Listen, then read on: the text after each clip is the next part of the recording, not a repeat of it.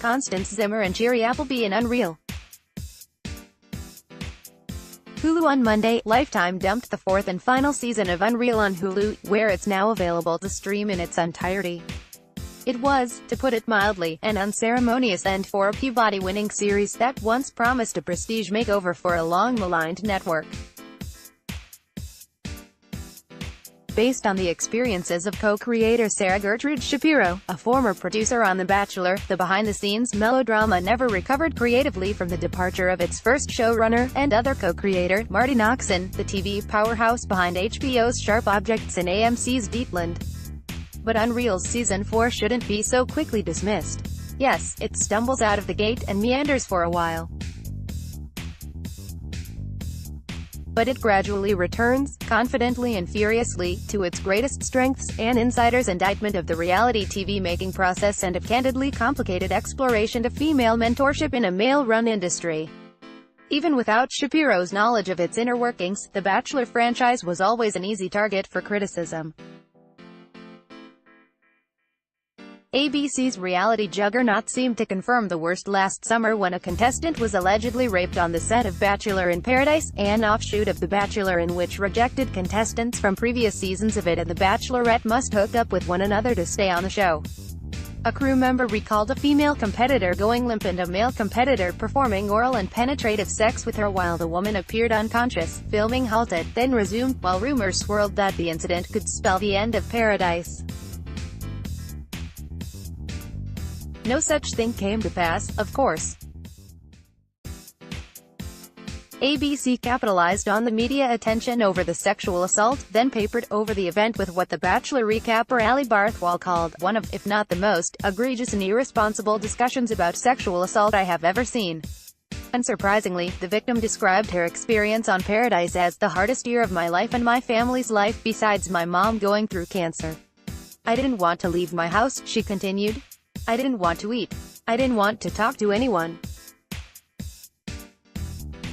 I was just like, let this be over, and it feels never-ending. Unreal's relationship to the Bachelor franchise is supposed to be one of amplification. The soap heightens and intensifies the dynamics that ostensibly take place behind the scenes of the ABC show. In Unreal's first season, for example, a combination of the producers' pill-swapping and emotional manipulation results in one of the contestants jumping off a roof. Season 2 saw a cameraman for Everlasting, the Bachelor-esque show within the show, killing two people who had intended to expose the producers' misdeeds. Season 4 spoilers ahead. In its final 8 episodes, Unreal barely managed to top the depravity of Paradise's real-life debacle. But by, relatively, underplaying its hand for once, Unreal even more effectively torched The Bachelor. Unreal began with an existential question, what if an ambitious feminist creative discovered that she was really good at making misogynistic programming? Everlasting producer Rachel "Shiri" Appleby wrestled with that question for 3 seasons while trying to tweak the show to make more progressive television.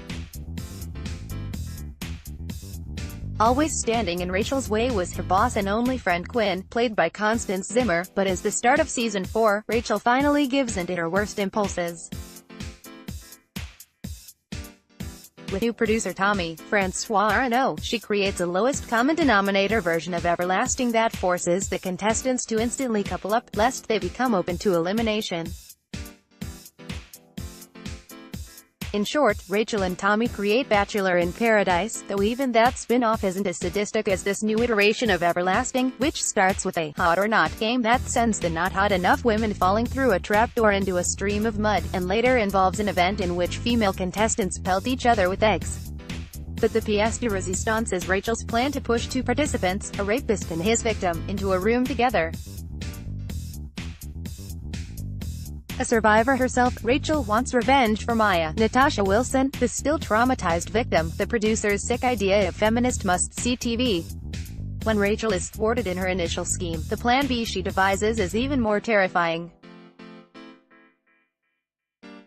Rachel's exploitation of Maya and Noel is framed as one of the worst things this morally bankrupt character has ever done. In episode 5, Rachel talks the rapist, Roger Tom Brittany, into pairing up with a drunk Noel Megan Holder. Noelle passes out on a bed, and he begins to undress her, as the producers Rachel, Quinn, and Jeffrey Boyer-Chapman watch from the control room. Jay, Everlasting's least morally compromised producer, rushes to intervene. But Rachel keeps waiting. She mercilessly goaded Maya earlier. Maybe the rape, I wasn't so horrible, maybe you wanted it, and finally gets her money shot, and incensed and guilty Maya slashing at Roger's genitals. Directed by Zimmer, the episode is haunting and nauseating and relentlessly tense, and it underlines that the gambit came at a terrible risk averted only by chance. Another unset rape, this one practically organized by Rachel. Afterward, Quinn displays uncharacteristic squeamishness about the incident, not least because it could backfire on Everlasting. Using Noelle's sexual assault exposes us in a way that would shut this show down in a heartbeat. But Rachel, with the approval of newly ascended network president Fiona Tracy Thumbs, a rare black female network executive who has to be an allusion to ABC chief Channing Dungey, spins Maya's attack into a ratings coup. Rachel edits out the rape, casting Maya's motivations in a Fatal Attraction-esque light. Then, she uses the remaining contestants to discredit Maya in an eerie parallel to Paradise's minimization of its alleged sexual assault, which was also largely enacted through the competitors' uninformed statements about consent and responsibility. Rachel's exploitation of Maya and Noel is framed as one of the worst things this morally bankrupt character has ever done. She vomits when she sees her handiwork at an Everlasting watch party, and her hair starts falling out in clumps thereafter. What she puts on the air is ludicrous and frantic and vile, and the fact that it bears such a strong resemblance to last season's Paradise is absolutely damning. The incident in Paradise is so appalling, it seems, that it needs the barest of exaggeration to count as a stomach-churning new low. It's too bad much of the rest of UnReal's Season 4 is so toothless. The idea that each of the contestants is obsessed with their reality TV images and the spin-offs they could hustle out of their Everlasting appearances is smart, but ultimately underdeveloped. The live Everlasting series finale, during which Quinn, the showrunner, appears in front of the camera to clarify to loyal viewers that Roger sexually assaulted Noelle, Maya deserves to be treated like a hero, and that the show covered the whole thing up, strained credulity to the breaking point and beyond. And yet, the latter half of Season 4 rises above its previous two predecessors. In particular, there's something irresistibly bittersweet about the way Rachel and Quinn fight each other all season, then find their way toward one another by the end. It was utterly believable that the damaged Rachel would resent a pregnant Quinn for considering nurturing anyone else, going so far as to tell her boss, "Some women are not meant to be mothers, and you're one of them." And it was altogether fitting that Quinn couldn't relinquish control over Rachel's life, even when the younger woman was desperate to come clean and start fresh. In the end, Quinn blames Rachel's franchise-ending decisions on Tommy, against her protégé's wishes. UnReal couldn't sustain its own feminist ambitions. Every season after the impressive first spun its wheels as it endeavored, and largely failed, to find new ways to express Rachel's primal struggle. But it was right to focus on the importance of female friendships in a world that teaches women they need a man, and honest about how those relationships aren't always wholly nourishing. And UnReal was frequently clever in exploring the areas where feminist rhetoric bled into even propped-up, unchecked narcissism. It couldn't always follow up on its promises, but it knew how to wield a blade.